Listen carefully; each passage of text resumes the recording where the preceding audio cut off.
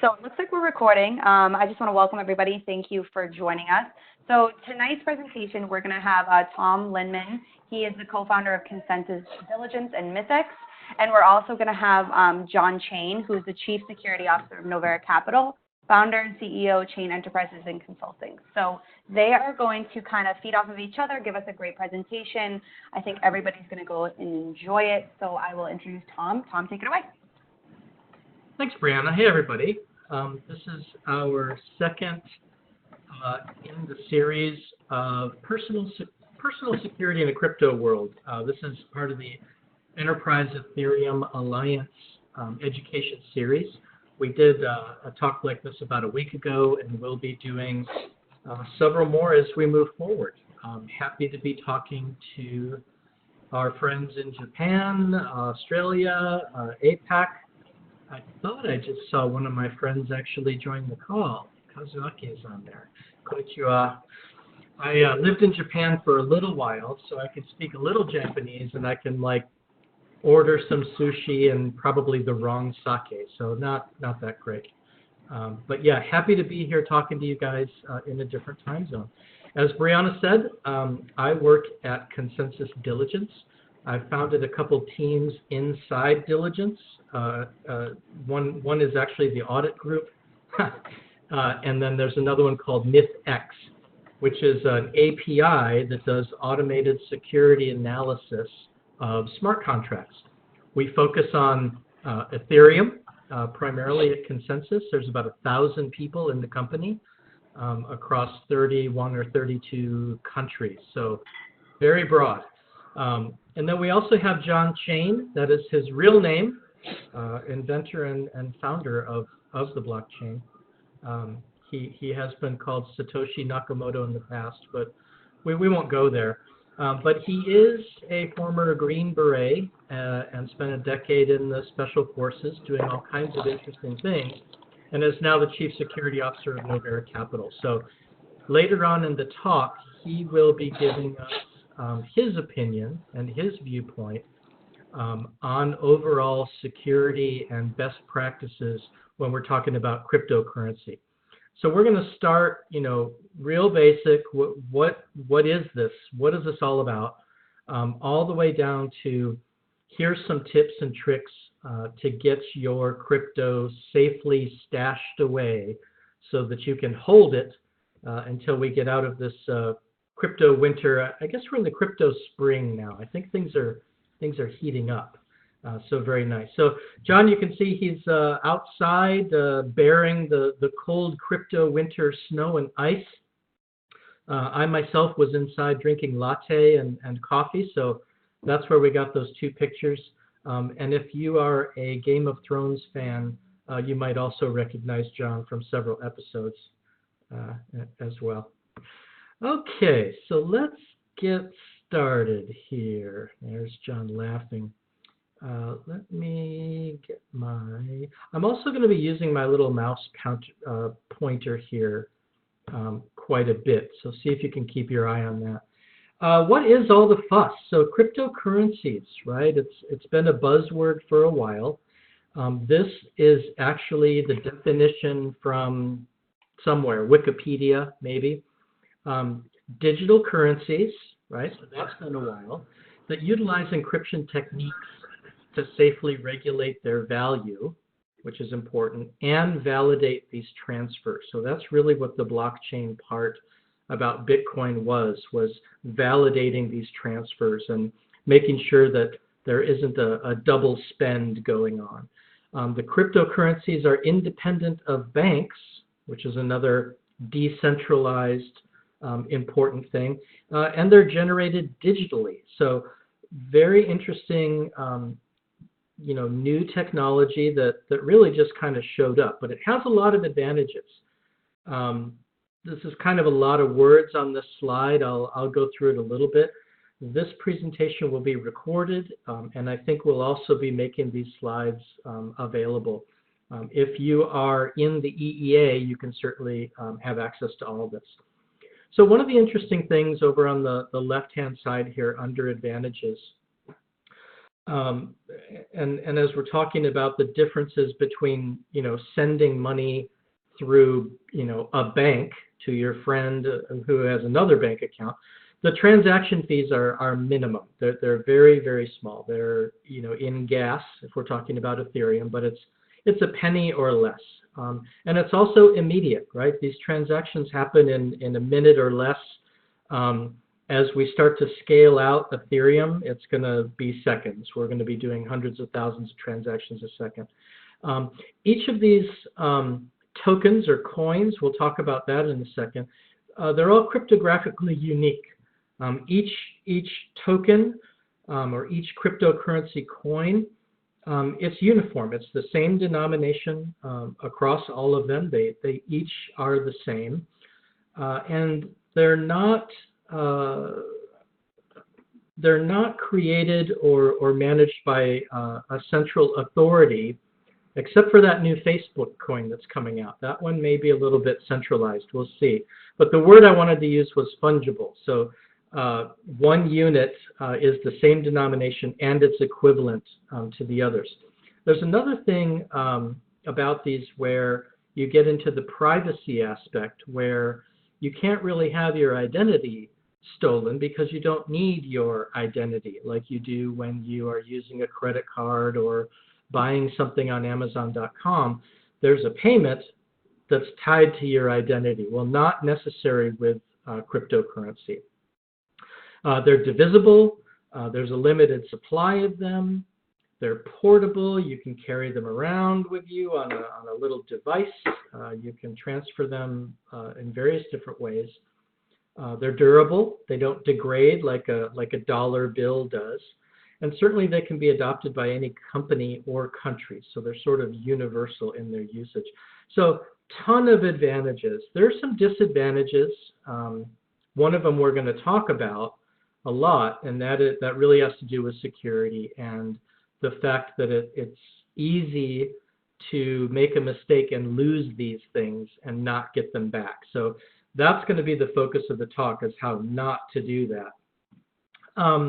Where did this come from? I made a Satoshi Nakamoto joke before, but actually it just kind of showed up. Back in 2009, the white paper came out and all of that, and a few months later, this working system of Bitcoin went live on the mainnet. There was a Genesis block that sort of proved what the date was. That's that last bullet point there. It had text embedded in it that said, the chancellor is on the brink of a second bailout for banks. That may have been a statement about the state of the financial industry in the world and how Bitcoin was going to change that. Or it could have just been a timestamp, to prove that that's what the date was. But it is rather mysterious if you think about it. This very pervasive technology just dropped on us. And so now individuals and enterprises around the world are trying to figure out what to do. What does it mean? How to use it? What are the scenarios? How is it going to change business? Because it's already here. Usually in technology or in almost anything, there are problems that we try to solve, and we decide that we want to solve them, and then we create the technology and let it evolve. This time it happened the other way around. The technology showed up and it was fully functional and working. It's a little bit like Bigfoot riding the Loch Ness Monster with a UFO. I love that picture. I'm glad I got to use it again. So again, very interesting how it all started. But let's just say you get it, you like it, and you want to get involved. Now what do you do? That's kind of what we're going to talk about. It's another kind of funny meme where he says it's like having a Swiss bank account, which are supposed to be anonymous, in your pocket.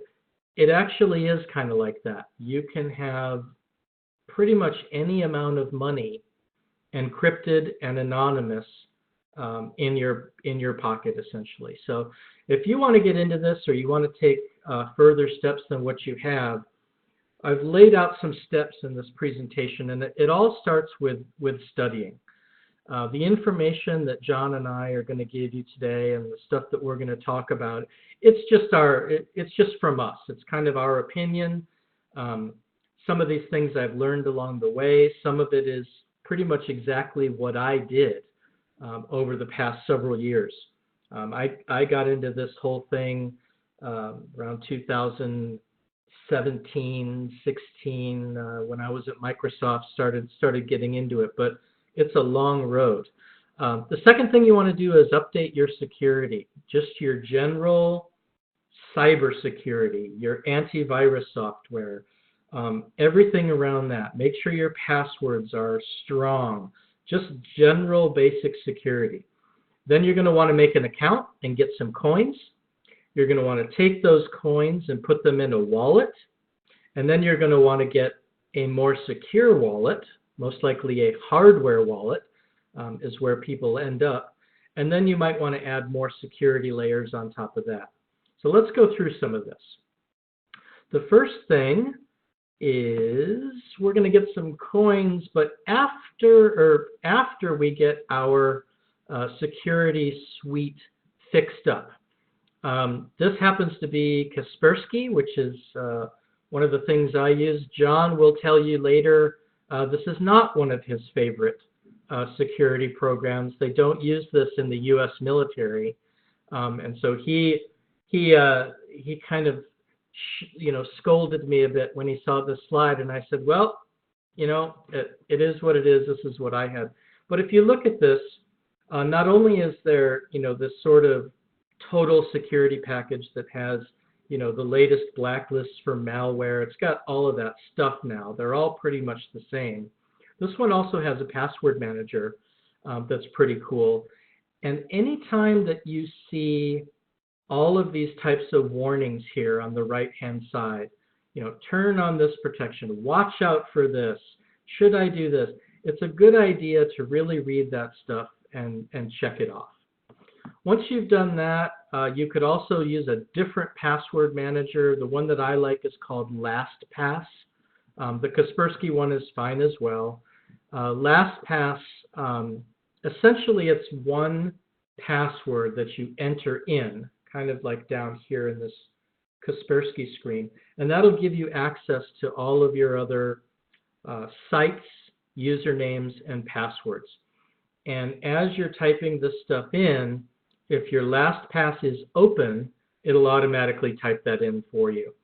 One of the things I learned a few years ago when I was running a cybersecurity company called Shinobi, another Japanese word, an interesting way to create a long, secure password is to basically use a full, complete sentence that has capital letters, spaces, punctuation, question mark, exclamation mark, my favorite sushi is the hamachi, or whatever it is. Something like that is an interesting and easy way to make a long password. So now that you've done that, let's get into what it means to go to an exchange, an online cryptocurrency exchange, to get some cryptocurrency to start out with. This is Coinbase.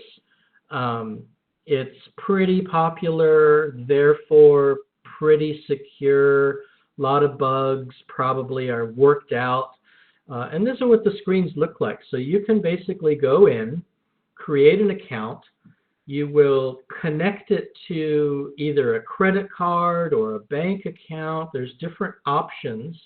And those options will actually change the limit of how much you can buy during the day. So I actually made a separate special bank account and hooked it up to this. And because I did, I get to buy $10,000 worth of goodies every day.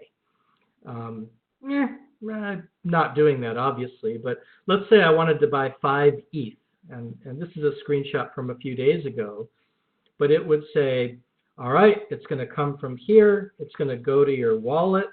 It's going to happen instantly. And then we're going to keep it on Coinbase for 7 days. So that's kind of interesting. You can pay extra money if you want to send it immediately. But to buy 5 ETH was going to cost me $1,245, and Coinbase was going to take $18 from that. So it's not free, but it is kind of one of the easiest and reliable ways to take that first step and get yourself a coin. A coin is associated with one of the major blockchains like Bitcoin or Ethereum. If you want to get what's called a token, like an ERC20 token, you need to buy a coin first, such as Ethereum, and then you can go to a different type of exchange or even a decentralized exchange and change that to any of the other tokens. There's about 2,000 tokens out there right now. One thing to also note, as you are setting this Coinbase account up, go into the security settings, like it's right here. Go in there and take all of their recommendations, right? They want you to set up two-step authentication or two-step verification. Yes, do that. I'm going to show you what an authenticator app looks like. It's pretty cool. It basically lives on your phone. Since I have my phone right here, I can show you. And it generates a set of random numbers for each of, can you see that? Sort of. Generates a set of random numbers that stay around for about a minute that are tied to the different applications that you want to use it for. You type that number from your phone into the Coinbase app and it'll authenticate for you. You can see here that at one point I actually did have my cell phone in here as a backup, and I have since changed that. They call that moderately secure. There is an attack that's been happening recently where a hacker can essentially pretend to be you, call up your cell phone provider, AT&T or T-Mobile, pretend to be you, and get them to give you a new phone number that is actually associated with the SIM card of the hacker.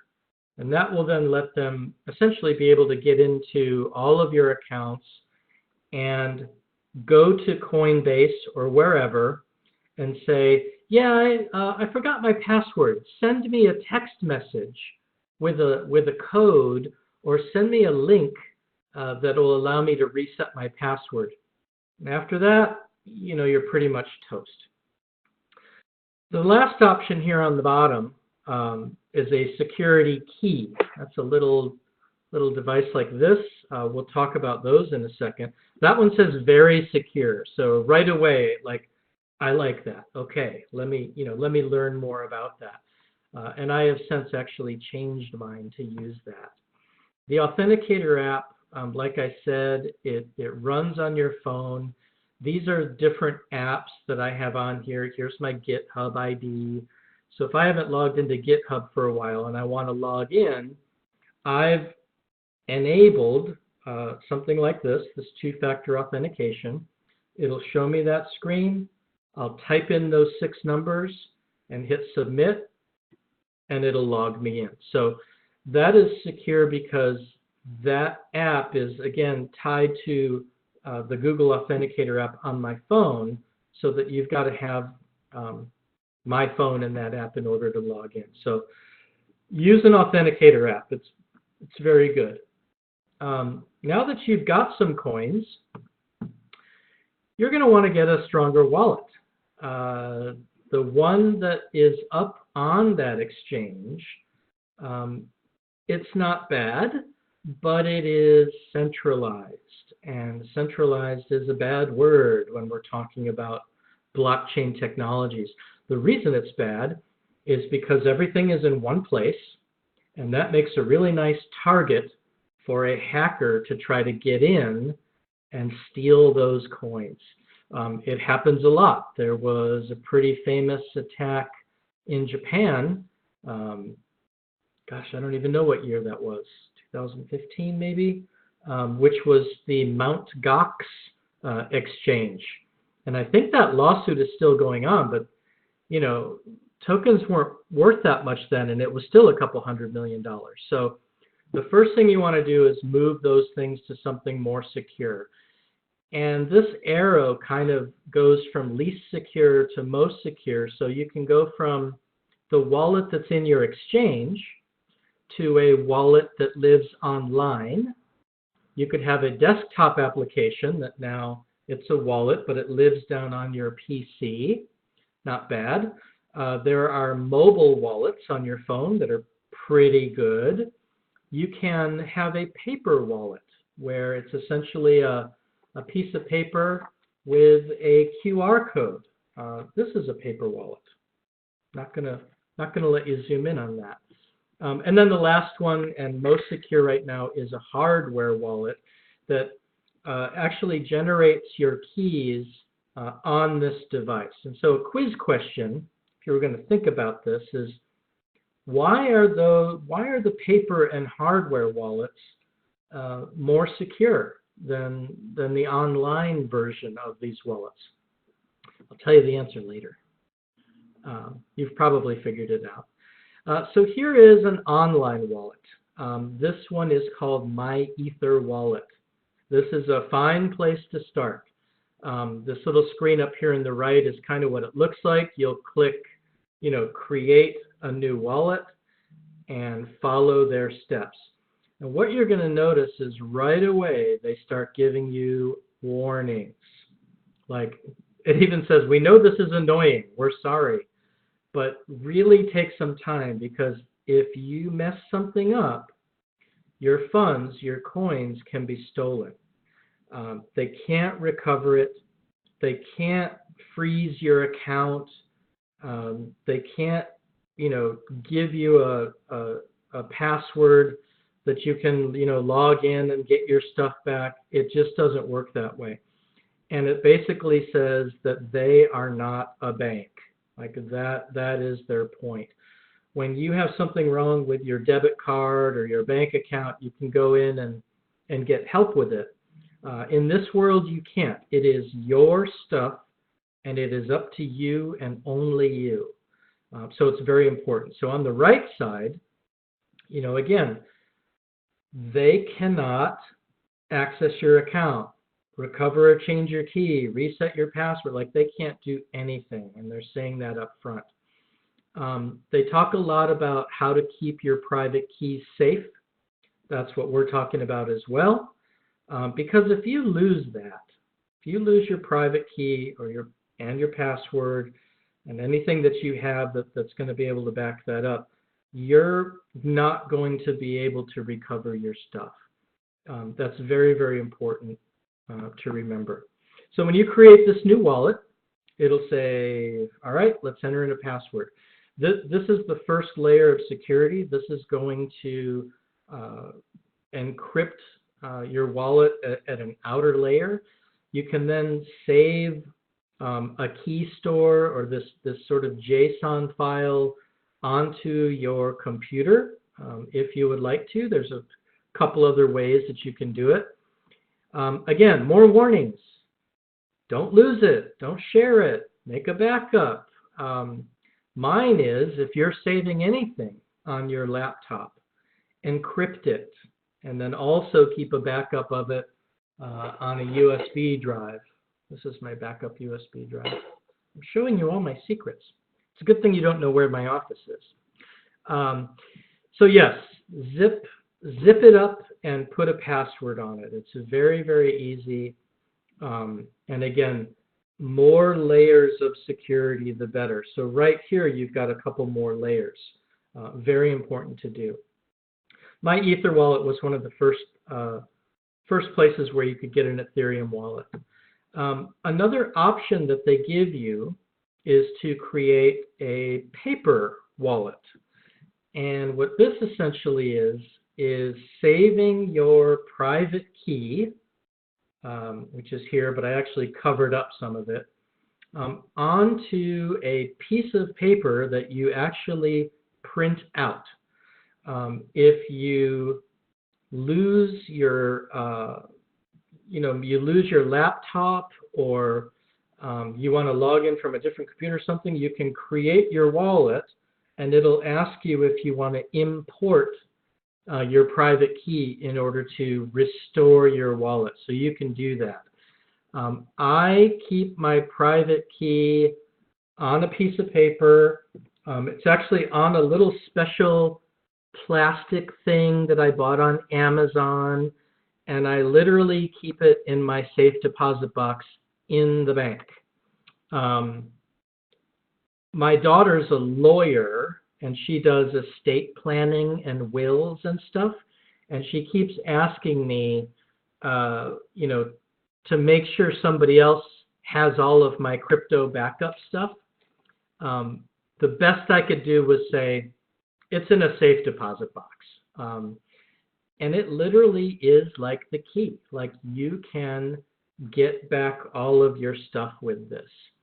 Another way that you can print it out is with like a cute little thing here. So my Ether wallet actually gives you, this cute little template that has a QR code for your public key and a QR code for your private key.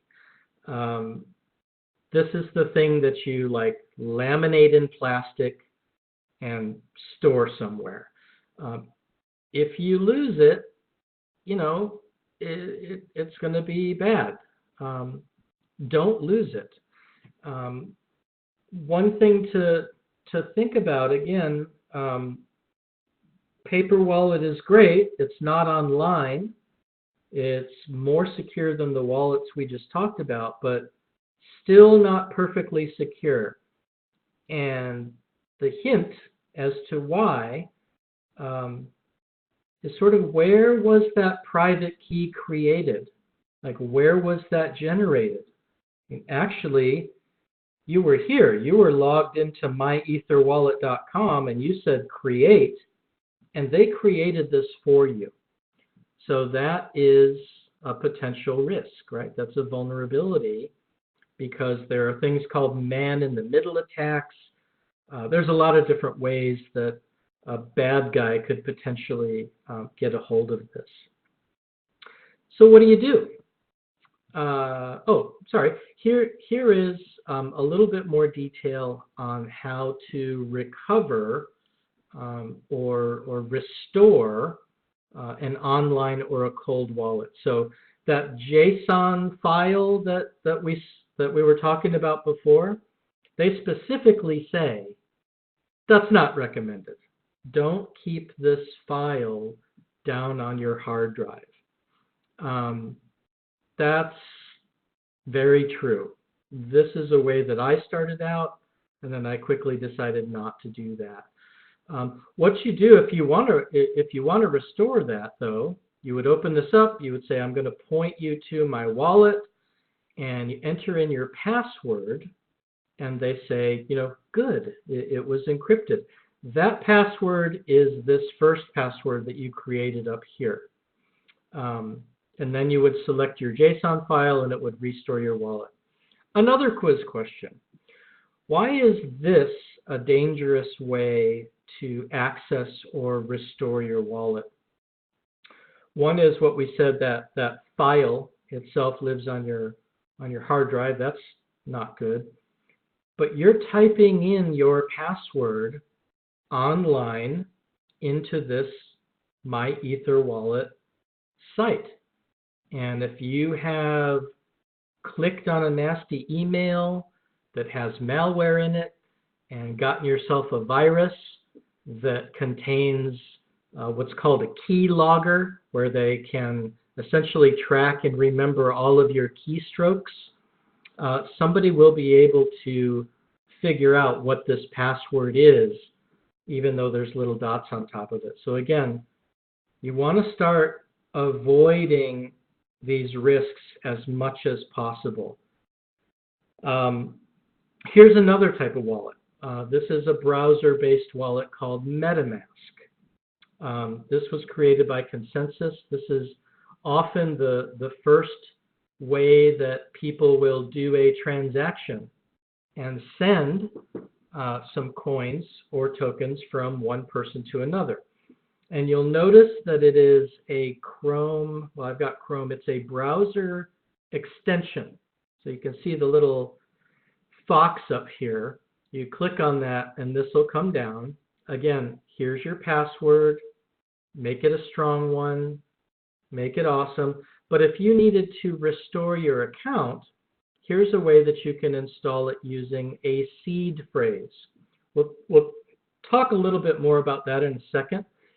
But it's essentially, 12 or 24 random words in a random order, not random words, they're a set list of words that can be used to regenerate your private key. So very interesting technology. But when you're actually getting ready to do a transaction and send your friend an ETH or something like that, first of all, you need to be very, very careful. You don't want to be typing in these long addresses by hand. You always want to do the copy paste, and if possible, you want to use that QR code. Another good point here is this. This is an online wallet, so I'm not going to keep a whole lot of money in here. Actually, when I went and checked this, I decided that this was actually too much money to keep in here, so I transferred some of it off. This wallet is in case I want to do a bug bounty, pay somebody $50 to create a logo for me. There's a great site called Gitcoin, which lets you get work and development done through the Ethereum community. So you don't want to keep too much in here, but you might want to have a little bit. And again, watch out getting that code in there. It's very much like the first time that you entered your credit card into, maybe it was Amazon. A lot of people, the first time was Amazon. You entered your credit card number in, and hit buy and hit send. And it was actually kind of scary. That's kind of what it feels like, but then it feels awesome. Another thing to look at is a mobile wallet. This one is called Engine. Lives on my phone. It's pretty secure. It requires my fingerprint to log in and get at the screen. This is one that I keep a little bit of tokens in. And what's happening now are these tokens that are underneath Ethereum, these ERC20, ERC721 tokens are starting to get more interesting. What you can see here are some transactions that I did, but also here's a thing called collectibles. And collectibles are these new types of tokens. Here's one that I got called the eea-eth key, and it was worth 1 engine. Well, I can take this thing and move it between different games in this universe. So you're starting to be able to take these things from one place to another and use them and spend them. The other thing I did is I actually went and made my own token. So it's the Ether Blue token. It's got my picture. This could have been anything. And I can send these to people. I made 10 of them. So I've sent one to somebody. Or you can now melt these back into Ether. So the point of this slide is that it's not just tokens. It's not just stock symbols, in the stock market where you're just looking at the price of Apple and Microsoft and seeing if it goes up and down. These things are actually useful. They can represent anything. You're going to be buying and selling real estate, or pieces of real estate using tokens in the future. It's going to be fascinating. So anyway, I made my own token just to see if I could do it, and that's a mobile wallet. Now here's something that's pretty interesting. I mentioned the first transaction that I did on Amazon. Well, what was interesting about that is you kind of hit that buy button and you don't really know what happened. It says thank you or congratulations or something, and you're just kind of hoping that it worked.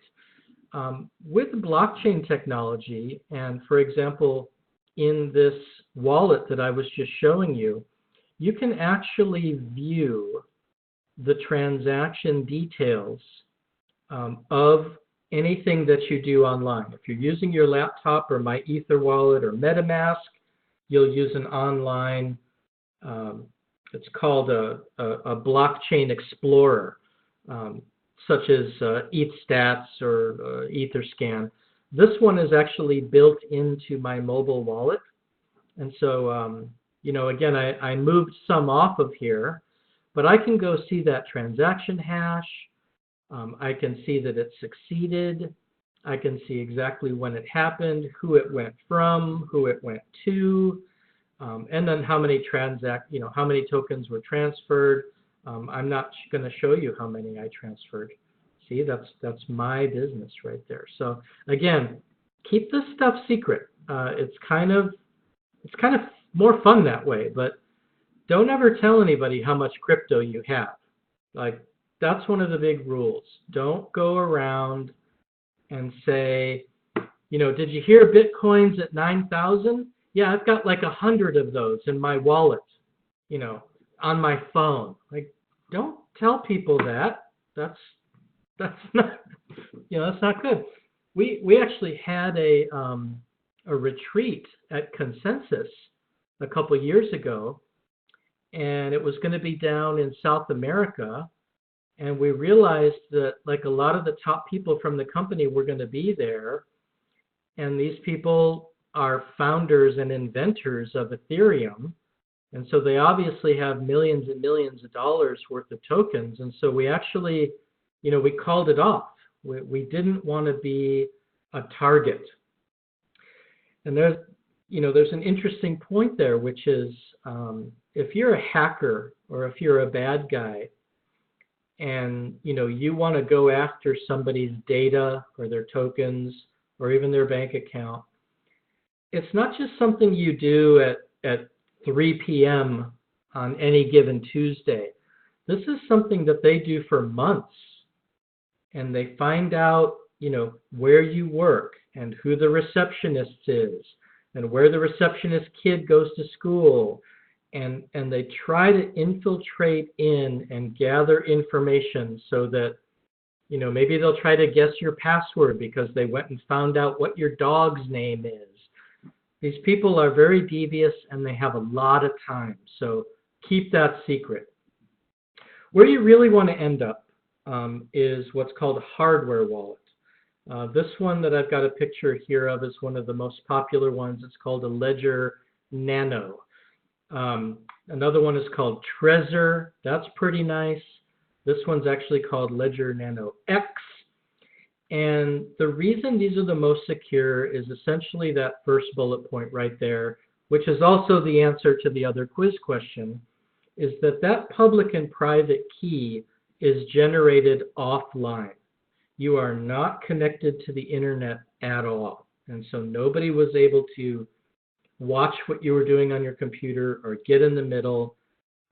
It's generated 100% offline in a little operating system, that lives on this little device. I actually went and got a little leather wallet made on Etsy that keeps my Nano in it, and my wife thought that was pretty geeky. I don't know, I suppose it is. So you have a little PIN number to get at your ledger. You connect your ledger to your laptop, and that will let you see what's in the wallet. And one thing about this is you get a 24-word seed phrase that we mentioned before. It's a list of 24 words that you can use to type in and regenerate your private key. And when you're creating your wallet and they show you these words and they say, okay, write them down, keep them safe, when it's done, it actually says, okay, now Now type them all back in again so that I can, prove that you actually did it. I thought that was kind of cool the first time I did it. So I've got my 24 seed phrase, laminated, hidden, all kinds of things. You could even do more security on top of that if you wanted to. A thing that I got recently, I've got one right here. It's a thing called cold titanium. Looks like this. Available from Amazon.com for the low price of $19.99. What this does is it lets you embed your seed phrase into metal so that if your house burned down, your backup seed phrase wouldn't burn up and you wouldn't lose your potentially huge amount of crypto. So we're really getting into the corner cases and layers of security, but whether it's $10,000 or $100,000 or more, you have to decide what you think is a large enough amount of money that you want to secure it. So yes, I have it etched into metal. And then another thing that you can even do is instead of etching these random words into metal, these are the types of words they are, by the way. It's just jazz, jealous, jeans. It comes up randomly. But they're all associated with a number, so that instead of putting the word on here, you just put the number so that no one can look at it and see what your words are. Pretty tricky. So again, another layer. That's what I did. So here's another thing that I want to talk about. It's called a UB key. You remember that screen with the two-factor authentication where it said you can choose to use a hardware key? That's what it is. It looks like a little USB. This generates in a similar way, it sort of generates your private key or your private password on this piece of hardware rather than in software. You can use this thing pretty much like the Google Authenticator that we looked at. It'll create a separate pair of keys for every site that you associate it to. Most people that are serious about security are using these now as well.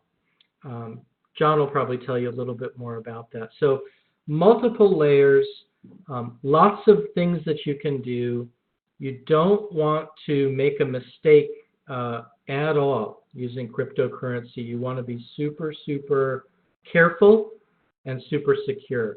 And so again, this was sort of my viewpoint. This is how I did things. What I showed you was actually sort of how I progressed, over maybe a year and a half, to gradually become more and more secure. So I just saved you 2 years. But let's hear what John has to say. Again, he has been out doing the most serious kind of security that you can do. So John, let's hear some tips and tricks from you as well. I'm going to quiet myself. You good, John?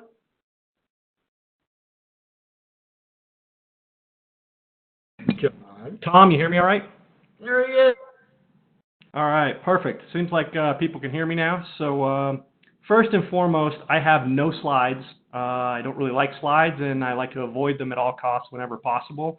I'm going to show you guys a few things on the screen, so you might want to maximize the video of me. This is not a gratuitous attempt to everybody look at my beard. It's more to show you guys some stuff. So a very, very quick down and dirty background about me. Grew up in Las Vegas, a hacker from probably about age 10. Joined the military, spent 21 years in the U.S. service, and then the last decade of which was with 10th Special Forces Group, various parts of the Middle East and everywhere. I got to spend a lot of time at the end of my career working on developing cyber programs, and one of the things I really, really like to highlight is that cybersecurity and physical security are not two independent and separate things. You have to look at it holistically as a blended physical and cybersecurity approach, because if you screw up one, the other doesn't really matter. And you can kind of look at all the major hacks that have happened in the last decade and everything that's been publicized. And you have some corporations who've done a spectacular job of putting in extraordinary layers of security. But some of those corporations have been completely shafted by one single individual making one single mistake that allows the bad guys into the most secure networks in the world. So what does it take for a bad actor to completely take over your computer, your company, something else? I can do it with this. This is yet another little USB device, and this is called a rubber ducky. And it essentially replicates a human keyboard and can type at 3,000 words a minute. So anything you can do physically sitting at your computer, whether you're in your office or at home, I can have that device pre-programmed to do, which could have it reverse connect through all your firewalls and layers back to me. Got all kinds of neat little toys, and it's outside the scope of this talk or time to really get into all of them, but I just want to kind of highlight a few things. So before I get deep down into the things I really want to talk about, I want to hit a couple of points that Tom and I have actually talked about before. First and foremost, regarding Kaspersky Security. It is a phenomenal product.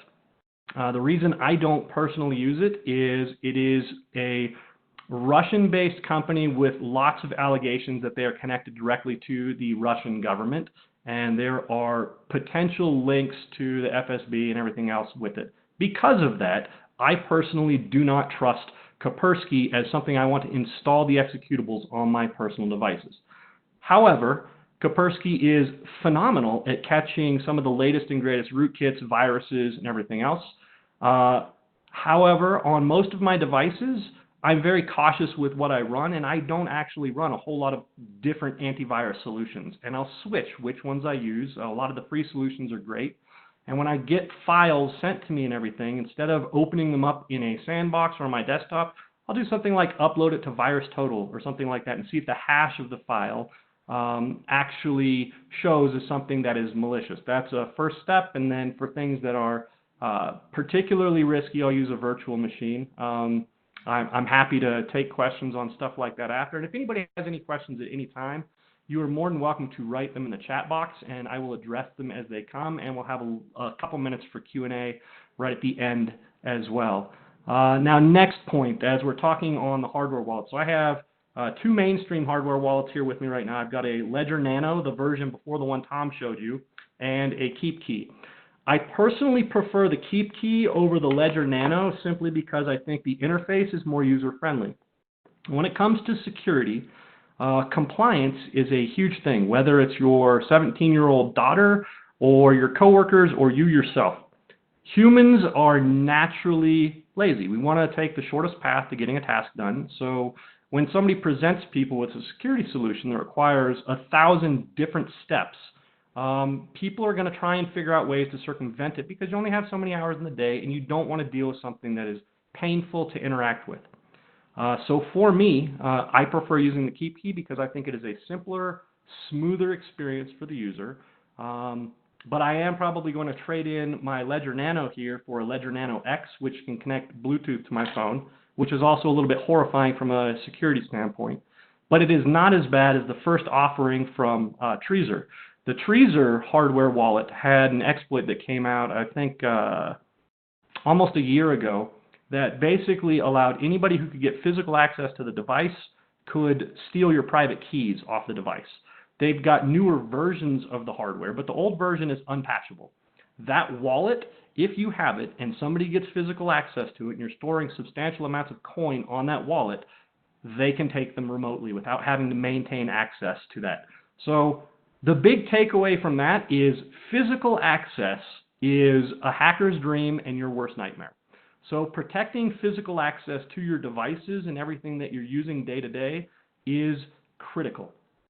Outside of that, remote exploits are out there for all kinds of things in the wild, which is why I'm not a huge fan of mobile wallets. If I'm going to store substantial assets, I'm going to use a hardware wallet. If I need high liquidity, I'm going to use some mobile wallets, but I'm going to do it in small amounts, and I'm never going to store all of my funds on a mobile wallet. The thing you have to consider when you are looking at something like a mobile wallet, the security is only as good as the manufacturer's implementations of security, protection, encryption, and everything on the device. So if the mobile wallet is not encrypting the keys on the device itself, even if you have total device encryption, there are ways law enforcement and malicious actors can unlock your phone. The company behind Cellbrite, which is an Israeli firm that sells unlocking tools to law enforcement, just released a new version of their kit that can unlock every single version of all iOS devices ever made to date, without any user interaction, without having to put screws in somebody's hands to get them to tell you their password. They can unlock your device. So if you have a wallet that is insecurely storing your keys on the device, your money's gone. Another thing that I kind of wanted to highlight, specific to YubiKeys, which I'm a huge fan of. Merrick, who's also on this call, is a representative of Novera Capital, and I've got them all using YubiKeys and everything. You'll notice I put up 2 of them. I'll get to that here in a second. But most importantly, if you are buying a security-focused device, whether it is a wallet or a key or anything else, the purpose of that device is to protect something. Do not order it from a third-party vendor. And here's why. Maybe the third-party vendor is great, very reputable, trustworthy, everything else. But the third-party vendor does not necessarily control all steps of delivery between when something is ordered from the vendor and delivered to the third-party reseller. This leaves it open to supply chain attacks, which have happened in cryptocurrency and other security-type devices. So if I'm ordering a YubiKey off of Amazon, I don't know what has happened, who has molested the hardware or repackaged something malicious that looks like a YubiKey and sold it on Amazon. I mean, a YubiKey is not much different form factor-wise than the guts of this thing that can completely take over anybody's computer. So I tell everybody I consult with that when you are ordering security-focused devices, you must consider ordering all of them direct from the manufacturer. And if there is no way to order it direct from the manufacturer, then I lose a significant piece of trust in that device.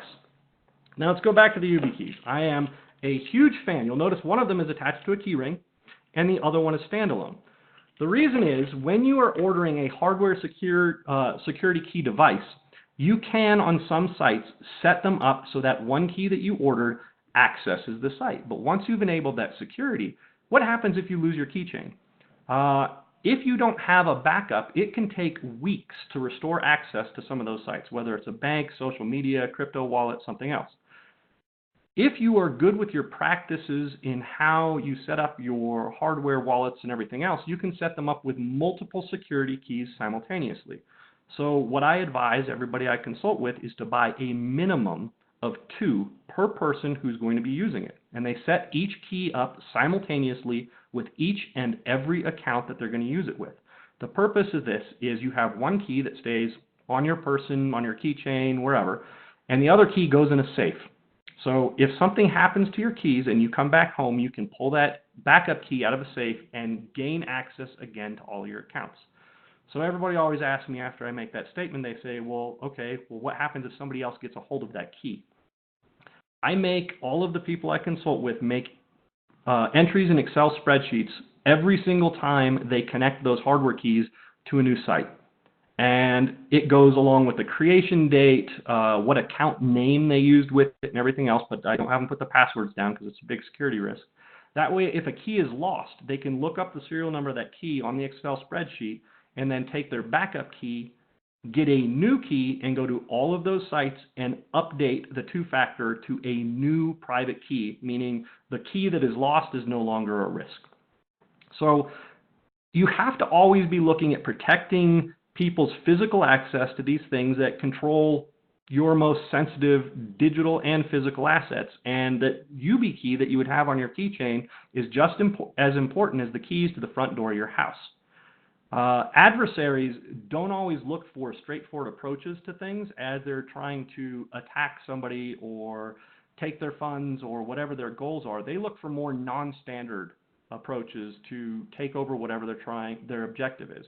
If you think from the perspective of the adversary, when somebody is coming to rob a house, most people, if they go up to a house, whether it's their house or a friend's or something else, and they come up, they're going to try the front door. If they have the keys, they're going to look for the keys, maybe even look under the doormat if somebody's invited them over. If they can't get in through the front door, they're probably going to make a phone call or walk away and come back and try again later.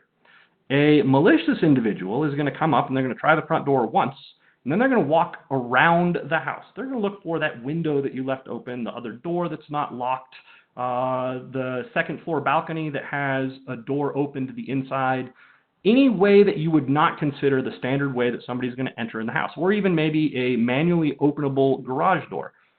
The point is, bad guys don't look for standard approaches to break into stuff. So you should be considering, as you're scoping out your stuff for your business or your personal life, how would somebody attack you? You should be considering this in all the things that you're setting up. And the more you can get into the mindset of the adversary and understand the ways that they're going to try and take over what is yours, the better you'll be able to protect yourself. So you don't have to have a silver bullet. Nobody's invincible. There is no solution out there on the market that's going to make you impervious.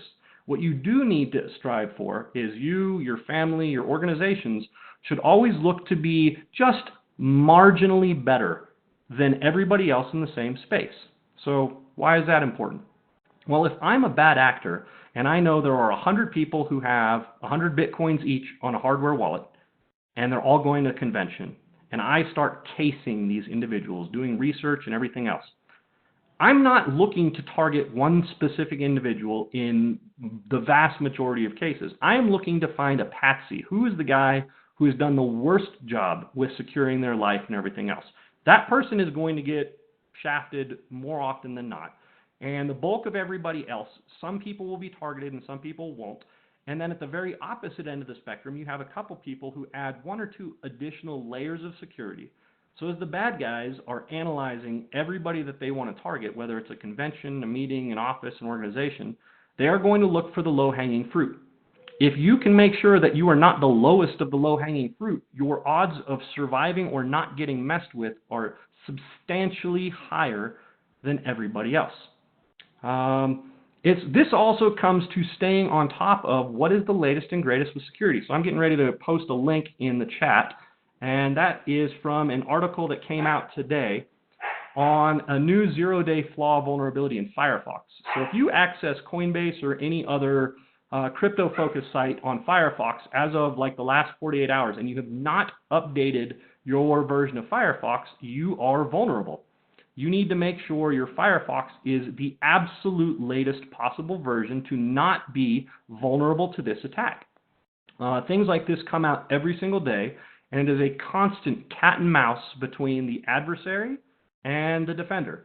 So you need to make sure that you have somebody in your organization who's staying on top of this stuff. Now I have a couple more little toys I'm going to show you really quick, and then we'll go to questions.